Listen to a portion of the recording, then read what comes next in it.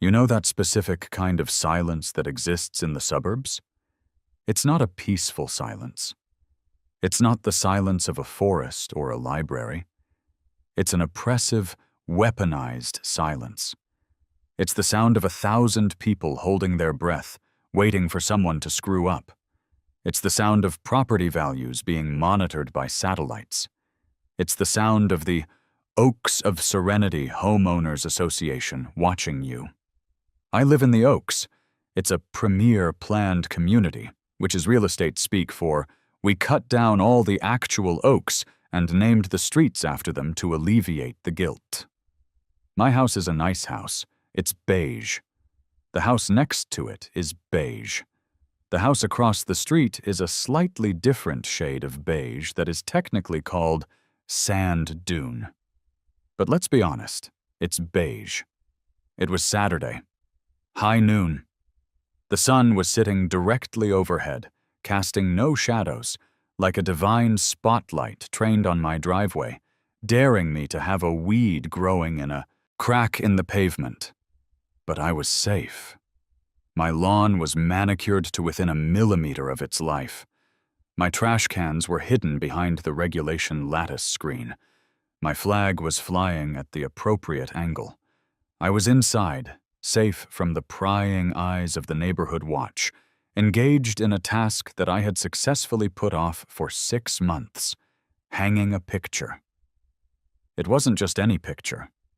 It was a lithograph of a lighthouse that my wife, Sarah, had purchased on a trip to Maine. It was heavy. It was framed in reclaimed driftwood, and it had been leaning against the wall in the upstairs hallway for so long that I'm pretty sure it had started paying rent. "Jack," Sarah had said that morning, stepping over the frame on her way to yoga. "If that lighthouse isn't on the wall when I get back, I'm going to assume you don't love me, or the ocean, or the concept of vertical storage." "It'll be up," I promised. "I'm a man of action." She snorted, a very un-yoga-like sound, and left. So there I was, 12:00 p.m. I had my tools laid out on the hallway floor like a surgeon prepping for a heart transplant. I had a tape measure. I had a pencil behind my ear, which made me feel industrious. I had a level. And I had my hammer. It was an S-twing. Solid steel shank, leather-wrapped grip. It was a tool that meant business. I had inherited it from my father, who used it to build sheds. I mostly used it to threaten IKEA furniture that refused to assemble correctly. I measured the wall, I marked the spot, I positioned the brass hook. The house was silent. The neighborhood was silent. I drew back my arm. Bang. The sound was crisp. A solid connection. The nail bit into the drywall. Bang. I adjusted the angle slightly, ensuring the hook would sit flush. Bang. I paused. I needed one more solid strike to seat the nail against the stud. I took a breath, enjoying the simple, masculine satisfaction of manual labor. Ding-dong. The doorbell didn't just ring. It assaulted the air. It was a frantic, staccato rhythm. Ding-dong, ding-dong, ding-dong. I froze. My arm was still cocked back, the hammer hovering near the wall. I looked at the digital clock on the hallway thermostat. 12:01 p.m. Who rings a doorbell like that? Firefighters? Police? Someone fleeing a murderer? I lowered the hammer, but didn't put it down. I walked down the stairs, the heavy steel tool swinging by my side. I marched to the front door. I unlocked the deadbolt. I swung it open. And there she was. Brenda. If you looked up HOA president in the dictionary, you wouldn't find a definition. You would just find a picture of Brenda. She was a woman of indeterminate age, somewhere between 40 and death. She was short, barely 5'2", but she projected the authority of a chaotic deity. She wore a floral visor pulled low over her eyes, oversized sunglasses that made her look like a confused insect, and capri pants that cost more than my first car. And of course, she held that clipboard. The clipboard was black. It had the HOA logo, a majestic oak tree that didn't exist, gold stamped on the back. She wielded it like a shield. "Can I help you, Brenda?" I asked. I tried to sound polite, but the hammer in my hand and the adrenaline in my veins made my voice tight. She didn't say hello. She didn't ask how my day was. She adjusted her sunglasses and peered at me with a look of pure, distilled judgment. "Did you?" she began, her voice shrill and vibrating with accusation. "Or did you not just discharge a weapon inside this residence?" I blinked. "A weapon? Brenda, what are you talking about?" "I heard shots," she stated. 3 distinct shots. Pop, pop, pop." She mimicked the sound, though her version sounded more like a champagne cork than a gunshot. "It is Saturday, Jack. People are trying to relax. The Hendersons are having brunch on their patio. I was attempting to meditate, and suddenly the peace of the oaks is shattered by gunfire." I looked at the hammer in my hand. I looked back at her. "Brenda," I said slowly, as if speaking to a toddler holding a hand grenade, "I am hanging a picture. This is a hammer. Those were not gunshots. Those were nails." She scoffed. It was a wet, dismissive sound. "Don't play semantic games with me, Jack. I know what I heard. It was a percussive, high-decibel impact noise. It reverberated through the cul-de-sac." "It's a hammer," I repeated. "I hit a nail 3 times, inside my house, with the windows closed." "It doesn't matter," she snapped, clicking a pen and bringing it to the clipboard. "Noise is noise, and you are in violation." "Violation of what?" I felt my blood pressure rising. "Breathing? Existing?" "The nuisance clause," she recited without looking up. Article 14, Section C. Any rhythmic, jarring, or industrial-grade noise that disrupts the serene atmosphere of the community is strictly prohibited regardless of the time of day, unless prior authorization has been granted by the Architectural Review Committee. I laughed. I couldn't help it. It was a dry, incredulous laugh. "Industrial grade? Brenda, I am hanging a lithograph of a lighthouse. It weighs 4 pounds. I am not forging steel. I am not testing jet engines. I am tapping a nail into drywall." She looked up, her eyes narrowing behind the dark lenses. It sounded industrial to me. It shook my peace of mind. "And frankly, Jack, your attitude is also a disturbance." "My attitude?" I stepped out onto the porch. The sun was hot. "Brenda, it is noon, 12 p.m. The bylaws state that quiet hours are from 10 p.m. to 8 a.m. I know this because you fined me last month for taking my recycling bin out at 9:55 p.m. I paid that fine. I ate that crow. But right now, I am well within my rights to make a reasonable amount of noise." "Reasonable is subjective," she countered instantly. "And as the president of the board, I determine what is subjective. 3 loud bangs at noon? That is aggression, Jack. It's passive-aggressive behavior designed to irritate your neighbors." "I have 1 more nail to hit," I said, my grip tightening on the hammer. 1. Then I am done. The picture will be up. The noise will stop. The world will keep spinning." She took a step back, clutching her clipboard to her chest. "Do not," she warned. "I am giving you a formal verbal warning.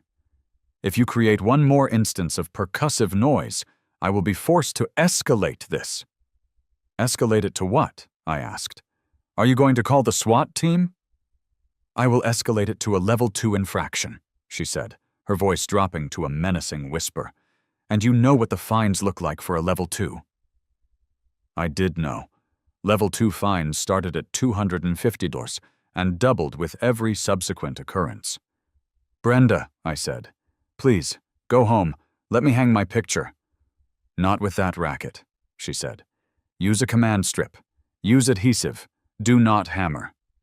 "It's a heavy frame," I argued, though I realized I was arguing with a brick wall wearing floral print. "Adhesive won't hold it. It needs a stud." "Then you should have applied for a renovation permit," she said smugly. "Any modification to the home that requires penetrating the walls could technically be considered a renovation." That was it. The logic loop had closed. There was no reasoning with this creature. She was an organism that fed on rules and excreted misery. "Get off my porch," I said. She gasped. "Excuse me?" "You heard me. You are trespassing." "I am not breaking any laws. I am not breaking any major bylaws. I am hanging a picture. Now get off my porch before I call the actual police for harassment." Her mouth opened and closed like a fish out of water. She turned a shade of red that clashed horribly with her visor. "You will regret this, Jack Miller," she hissed. "Mark my words. You will rue the day you spoke to me like this." She turned on her heel. Smack, smack, smack went her flip-flops, and marched down the walkway. I watched her go. I watched her cross the sidewalk and step onto her own pristine driveway across the street. I didn't close the door. I wanted her to hear it. I needed her to hear it. I walked back up the stairs. I felt calm.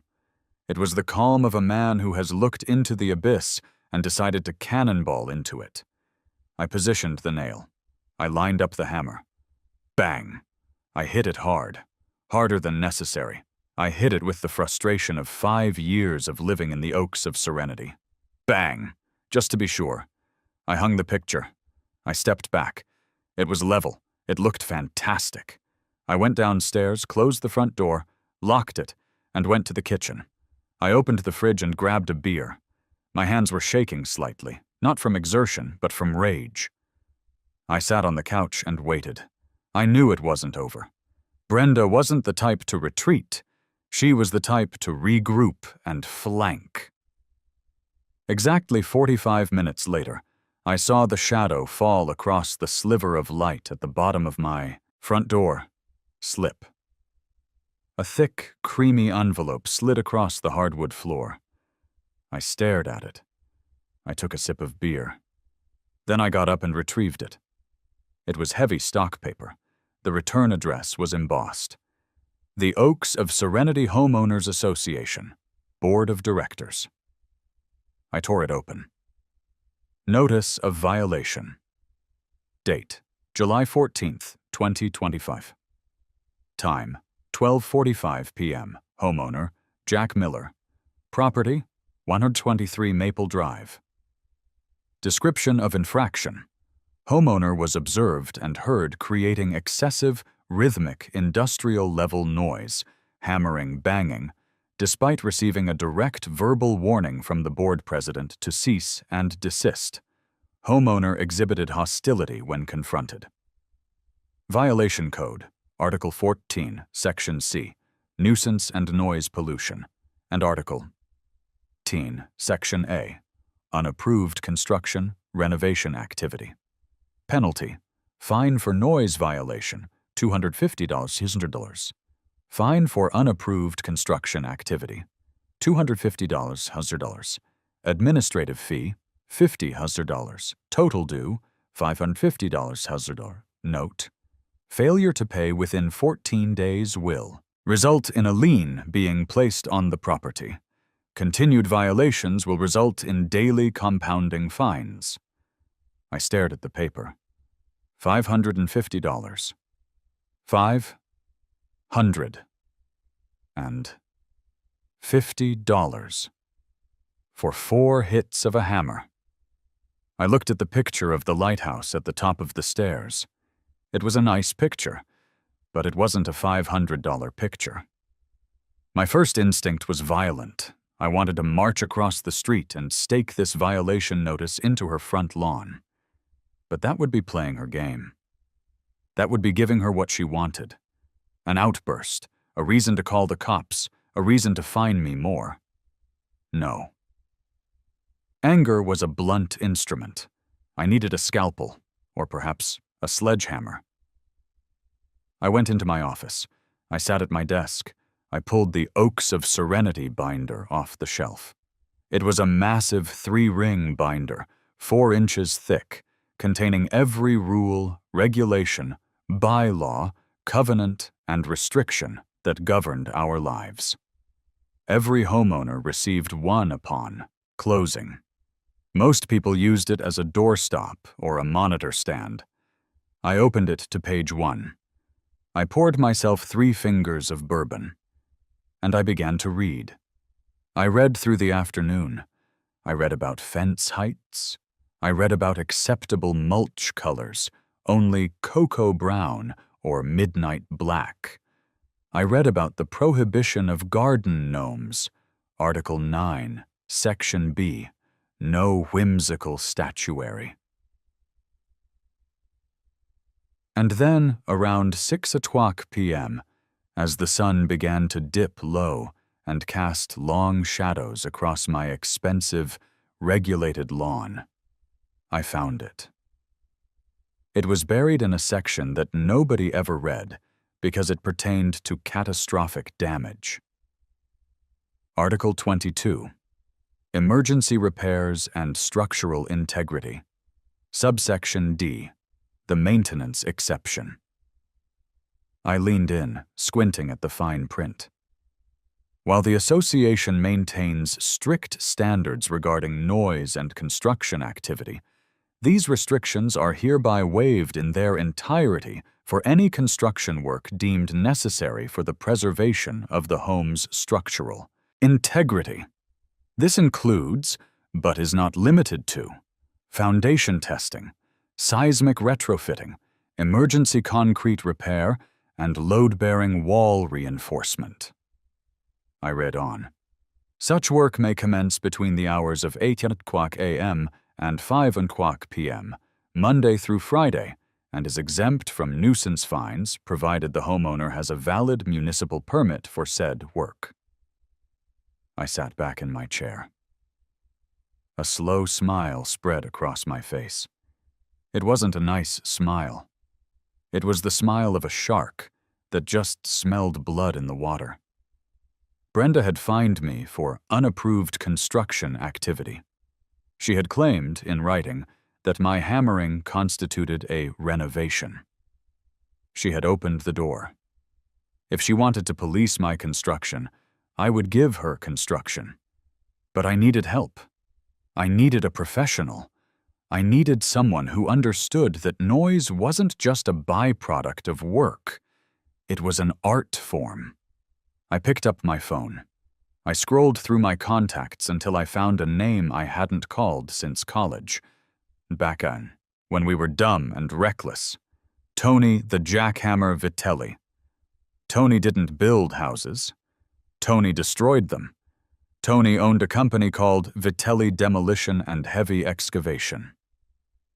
His slogan was, "We crush it." I hit dial. The phone rang 4 times. Then a voice answered. It sounded like gravel being tumbled in a dryer. "Yeah? This is Tony." "Tony," I said. "It's Jack Miller." "Jack!" the voice boomed. "The Miller. I haven't heard from you in ages. You still crunching numbers or whatever?" "I am," I said. "But Tony, I have a problem. A structural problem." "Oh yeah? Roof cave in? Basement flood?" "No," I said, looking out the window at Brenda's house across the street. "I think my foundation is suspect." "Suspect? Is it cracking?" "I don't know, Tony. I can't be sure." "And that's the problem. I need to be sure. I need a very, very thorough inspection." "Okay," Tony said, sounding bored. "I can send a guy out with a meter on Tuesday." "No, Tony. You don't understand. I leaned into the phone. I don't need a guy with a meter. I need a stress test. I need to know if this house can withstand extreme vibration. I need you to test the concrete density. I need you to drill core samples. Lots of them. There was a pause on the line. Tony was smart. He picked up on tone. Jack, he said slowly, who are you trying to piss off? Her name is Brenda, I said, and she fined me $550 for using a hammer at noon. Tony laughed. It was a loud barking sound. A hammer? You gotta be kidding me. I am not. She says I violated the noise ordinance. But Tony, I found a loophole. If I'm doing foundation testing, I'm exempt from noise rules. I see, Tony said. I could hear the gears turning. So you want to test the foundation? I want to test it hard, Tony. I want to test it loudly. I want to test it from 8 o'clock a.m. to 5 o'clock p.m., Monday through Friday. I want to know, do you still have that pneumatic breaker, the one you mounted on the Bobcat? Big Bertha? Tony sounded affectionate. Yeah, I still got her. She's loud, Jack. She cracks pavement like it's glass. She sets off car alarms 3 blocks away. Is she legal? If you got a permit, she's as legal as a library card. Can you get a permit? For exploratory seismic retrofit analysis? My cousin works at the zoning office. I can have a permit by Monday morning. Good, I said. I want to hire you, Tony. I want the full package. Dump trucks, compressors, the crew that yells. I want to turn my driveway into a seismic event. It's going to be expensive, Jack, Tony warned. Union rates, equipment rental, fuel. I don't care, I said. I'll pay double if you start Monday at 8 o'clock a.m. sharp. Jack, Tony said, and I could hear the grin in his voice. For double, I'll bring the guys who play death metal on the job site radio. Perfect, I said. I'll see you Monday. I hung up. I looked at the fine on my desk. I took a red marker and circled the words industrial level noise. You want industrial, Brenda? I whispered to the empty room. I'll give you industrial. Sunday in the Oaks of Serenity is a performative event. It is the day when the residents perform leisure. You see, in a normal neighborhood, people just relax. They sleep in, they watch football in their underwear, they let the grass grow another quarter inch. But here, leisure is a competitive sport. At 9 o'clock a.m., the jogging strollers are out in force, pushed by fathers wearing moisture-wicking fabric that costs more than my first semester of college. At 10 a.m., the gardening services arrive, quietly, electric blowers only on Sundays, to manicure the azaleas. By 11 a.m., the smell of artisanal charcoal wafts through the air, signaling that the grilling of organic meats has commenced. I spent Sunday morning sitting on my porch, drinking coffee and watching Brenda. She was out there, patrolling. She had swapped her visor for a wide-brimmed straw hat that made her look like a plantation owner in a melodrama. She was inspecting the gutters of the vacant house 3 doors down. I saw her make a note on the clipboard. Someone was about to get a nastygram about moss. She glanced at my house. She glared at me. I raised my mug in a silent toast. Enjoy it, Brenda, I thought. Drink in the peace. Listen to the gentle rustle of the leaves. Memorize it. Around 1 o'clock p.m., the atmosphere of the neighborhood shifted. A disturbance in the force. It started as a low rumble, distant but approaching fast. It wasn't the polite hum of a Lexus or the electric whine of a Tesla. It was the guttural, unwashed roar of a diesel engine that had been smoking since the Reagan administration. A Ford F-350, lifted, battered, and coated in a layer of dust that was practically geological, turned the corner. It was painted a matte gray that suggested it had been primed but never finished. On the side, in stenciled black letters, it read, "Vitelli Demolition." Underneath, in smaller font, "We make big things small." The truck rumbled down the street. I saw heads turn. The jogging dads stopped jogging. The gardening crews paused. It was like seeing a wild boar wander into a tea party. The truck pulled into my driveway. It didn't glide. It lurched. The brakes squealed, a high-pitched metal-on-metal screech that made a dog bark 2 streets over. The engine died with a shuddering clunk, and a puff of black smoke drifted lazily toward Brenda's pristine white hydrangeas. The driver's door groaned open, and Tony Vitelli stepped out. Tony was a masterpiece of blue-collar aesthetics. He was 6'4" and shaped like a vending machine. He wore work boots that had clearly seen combat, jeans that were more oil-stained than denim, and a neon yellow t-shirt that was tight across a chest built from lifting concrete blocks. He had a cigar clamped between his teeth. It wasn't lit, but it was there, a permanent fixture. "Jack!" he bellowed. His voice was naturally amplified, seemingly bypassing his vocal cords and resonating directly from his diaphragm. "Nice place. It smells like potpourri and repression." "Tony," I said, walking down the steps to shake his hand. His grip was like a vice made of sandpaper. "Thanks for coming on a Sunday." "For you? Anytime," Tony said, looking around. He spotted Brenda across the street. She was frozen, standing by her mailbox, staring at Tony's truck like it was a UFO. Tony gave her a wide wave. "How you doing, sweetheart? Nice hat." Brenda did not wave back. She clutched her clipboard and scurried into her garage like a frightened crab. "She's the one?" Tony asked, nodding toward Brenda's house. "That's her, the Queen of Quiet." Tony grinned. It was a terrifying expression. "Let's go look at this foundation problem of yours." We walked around the perimeter of my house. To the untrained eye, my house was perfect. The brickwork was immaculate. The concrete slab was smooth.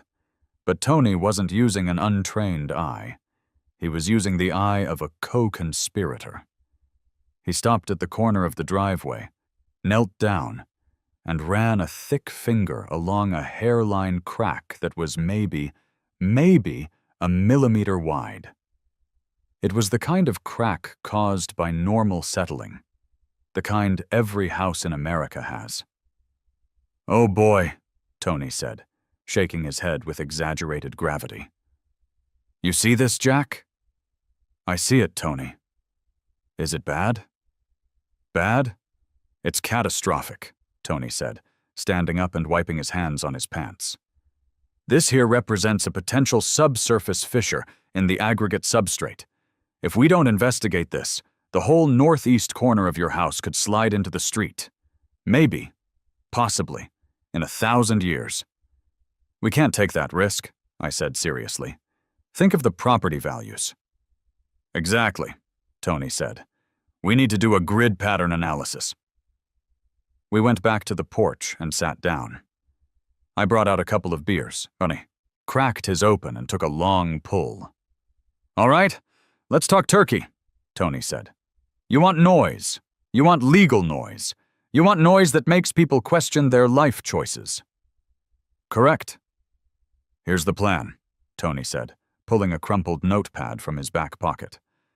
"I can't just come in here and bang on the ground for no reason. We need a methodology. We need a process." He wrote the process on the notepad and underlined it twice. "Phase 1, exploratory drilling," Tony explained. "We use the handhelds, pneumatic jackhammers. We drill 1-inch holes every 2 feet along the driveway and the front walk. We claim we're taking core samples to test for, I don't know, sinkholes, radon, ancient burial grounds, Doesn't matter. How loud is a handheld? About 100 decibels, Tony said. Loud enough to make you shout to be heard. But that's just the appetizer. What's the main course? Phase 2, the breaker. Tony's eyes lit up. If the core samples come back inconclusive, which they will, because I'm the guy writing the report, we bring in the Bobcat, Big Bertha. That's a hydraulic breaker.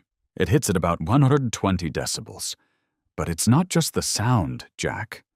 It's the frequency. It's a low-frequency thud that travels through the ground. It vibrates the water in your toilet bowl. It rattles the dishes in the cupboards next door. Beautiful, I whispered. And here's the kicker. Tony leaned in. Safety regulations require that any time heavy machinery is moving in reverse, it must emit an audible warning signal. The beep, I realized. The beep, Tony confirmed. And my Bobcat? The backup alarm is broken. It's stuck on high volume. It sounds like a dump truck backing up inside your ear canal. Beep, beep, beep. Every time I reposition the rig, and I'm gonna need to reposition it a lot to get the angles right. I took a sip of beer, imagining the symphony. What about the crew? Can they be enthusiastic? Jack, my guys are artists. Sledge, Rico, and Tiny. They communicate exclusively by yelling. They love classic rock, and they take safety very seriously. That means every 15 minutes they're gonna stop, blow an air horn to signal a safety check, and then start again. Air horns? OSHA requirement, Tony lied. Site safety. Got to alert pedestrians. Okay, I said. This sounds perfect. Now the paperwork. Brenda is going to call the cops. She's going to call the city. She's going to call the National Guard. Let her call, Tony said. Tomorrow morning, 7 o'clock a.m., me and you go down to the county permitting office. My cousin Sal is at the desk. We file for a Class C structural investigation permit. It costs $200. It gives us a 30-day window to conduct invasive testing between 8 a.m. and 5 p.m. Does it specifically mention noise? It mentions necessary construction activity, Tony said. And jackhammers are necessary for concrete. You can't. Tickle the concrete open, Jack. You gotta smash it. The noise is a byproduct of the work. Legally, it's untouchable, as long as we stick to the hours. What if she claims harassment? Harassment? Tony laughed. We're fixing your house. We're saving the neighborhood from a potential foundation collapse.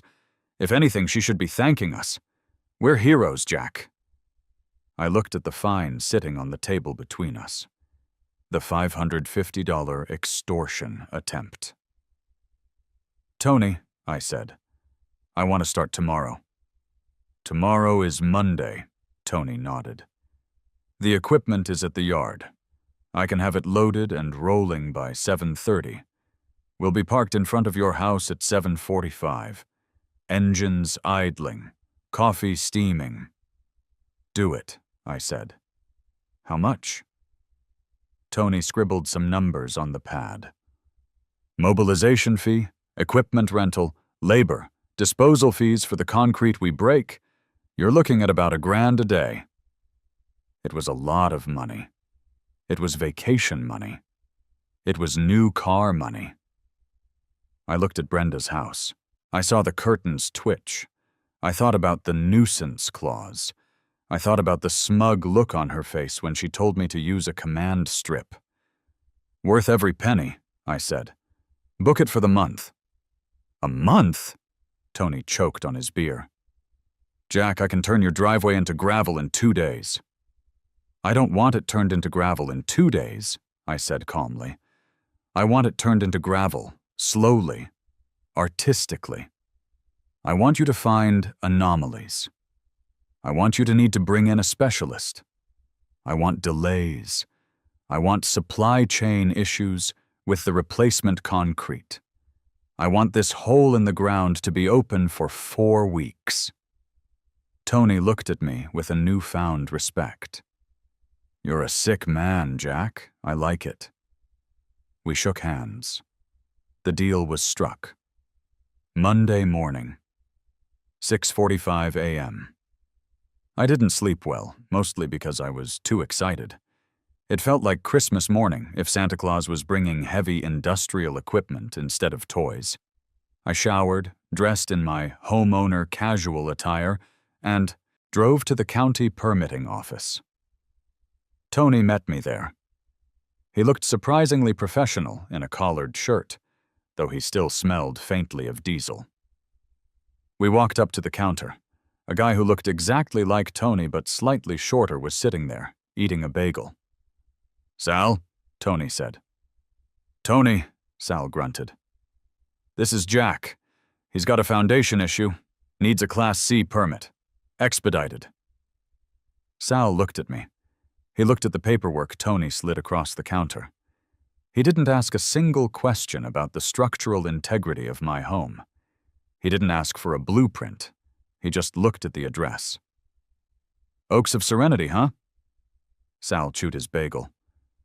"My sister-in-law lives there. Got fined last week for having a bird feeder that wasn't architecturally congruous." "Rough," I said. "We're doing some testing. Might get loud." Sal stopped chewing. A gleam appeared in his eye. He stamped the form. "Chunk." "Approved," Sal said. "Make sure you test it real good." "We will." "Sal," I promised. We walked out with the permit. It was a beautiful piece of paper. Canary yellow. Official seal. It was my shield. I drove home. I parked my car in the garage, safe from the coming storm. I brewed a fresh pot of coffee. I sat on the front porch swing. 7:40 a.m. The neighborhood was waking up. The morning commute was starting. The silent electric cars were gliding out of driveways. Then, the invasion began. It wasn't just Tony's truck this time. It was a convoy. First came the flatbed, carrying the Bobcat. The Bobcat was yellow and black, scarred from 1,000 battles. The hydraulic breaker attachment, Big Bertha, was mounted on the front. It looked like a giant robotic woodpecker from hell. Behind it was a dump truck, a big one, the kind that takes up a lane and a half. Behind that was a van towing a trailer mounted with a compressor the size of a Volkswagen Beetle. The convoy rolled down Maple Drive. The sheer incongruity of it was breathtaking. This was a street where people worried about tire marks on the asphalt, and here was 20 tons of heavy steel rumbling through. They pulled up. The air brakes hissed, a sharp, percussive PSHHT that cut through the morning air like a whip crack. Tony jumped out. He was back in his neon vest and hard hat. He walked to the middle of the street and started directing the other trucks. "Back it up! Back it up!" he screamed, waving his arms. The flatbed driver threw the truck into reverse. Beep, beep, beep, beep. The sound was piercing. It was the universal sound of warning. It bounced off the brick facades of the houses. It woke up teenagers 3 streets away. Brenda's front door opened within 10 seconds. She stepped out, tying the belt of her silk robe. She looked confused. She looked at the trucks. She looked at the men jumping out of the van, Sledge, Rico, and Tiny. Tiny was not Tiny. Tiny was a human mountain with a beard that contained its own ecosystem. He was carrying a sledgehammer over his shoulder like a toothpick. Rico was dragging heavy orange hoses across my lawn. Sledge was setting up a cooler of Gatorade on my retaining wall. Brenda marched down her driveway. I stayed on my porch, sipping my coffee. I wanted to let her assess the tactical situation before I engaged. She walked right up to Tony, who was unhooking the chains on the Bobcat. "Excuse me," she shouted over the idle of the diesel engines. "Excuse me, what is this?" Tony turned around. He looked down at her. "Delivery?" he guessed. "You order a pizza?" "I am the president of the Homeowners Association," Brenda shrieked. You cannot park these monstrosities here. You are blocking the flow of traffic. You are leaking oil on the roadway." "Ma'am," Tony said, his voice dripping with mock politeness. "This is an active work zone.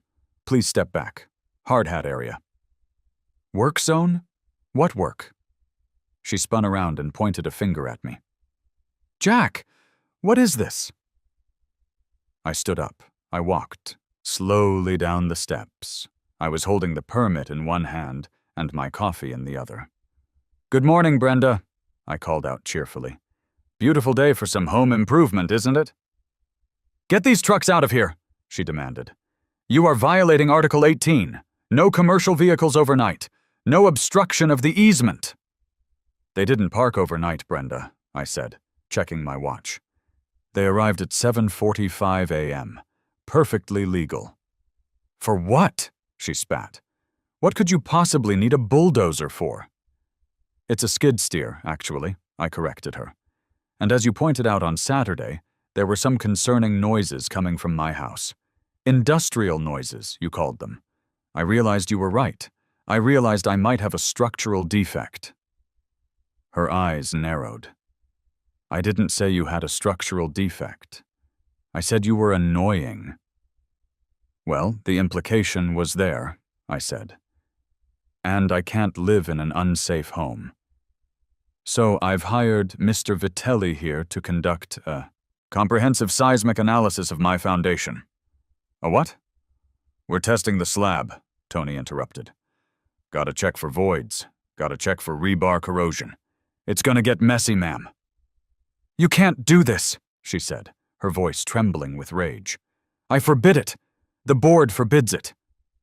I held up the yellow paper. "The Class C permit." "The city of Philadelphia permits it," I said. "And federal law trumps HOA bylaws, Brenda. Safety issues. You know how it is."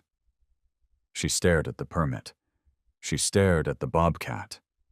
She stared at Tiny, who was currently stretching his hamstrings on her property line. "I will call the police," she threatened. "If you turn that thing on, I will call the police." I looked at Tony. Tony looked at his watch. 7:58 a.m. "2 minutes, ma'am," Tony said. "We follow the rules here. 8 o'clock a.m. start time. Strict compliance." "You wouldn't dare," she whispered. I smiled. "Brenda, you fined me for a hammer. You wanted silence? You wanted compliance? You got— Sit!" I turned to Tony. "Tony," I said, "prepare the site." Tony whistled. "All right, boys, fired up the compressor, ear pro on." Rico yanked the cord on the giant compressor. It roared to life. Vroom! It settled into a loud, rhythmic chugging that vibrated in your chest. Chug, chug, chug, chug. Brenda put her hands over her ears. Stop it immediately." "Can't hear you, ma'am," Tony yelled, putting on his oversized yellow earmuffs. I put on my own ear protection, a sleek pair of noise-canceling headphones. I didn't turn on any music.